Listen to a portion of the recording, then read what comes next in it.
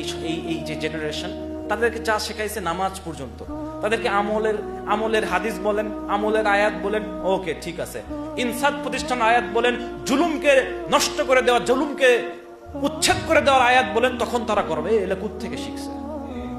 কথা বলেন।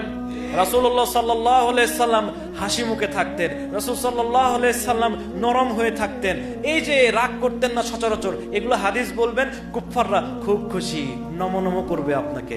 যখনই বলবেন রাসূল সাল্লাল্লাহু আলাইহি সাল্লামের নেতৃত্বে বদর যুদ্ধে কুরাইশদেরকে হত্যা করা হয়েছিল, তখন দেখবেন এই যে আসছে রে জঙ্গি আছে। নেতা রাসূলকে কেউ দেখতে চায় না, আমল গুজার, ইবাদত গুজার রাসূলকে সবাই চায়। কথা বলেন। রাসূল সাল্লাল্লাহু আলাইহি সাল্লাম ঘোড়ার উপর চড়ে আছে, যুদ্ধের বর্ম পরে আছে, তার মাথায় হেলমেট, যুদ্ধের যাওয়ার মতো হেলমেট, হাতে তরবারি। এই রাসূলকে এই কুফফাররা দেখতে চায়, এই মডারেটর দেখতে চায়।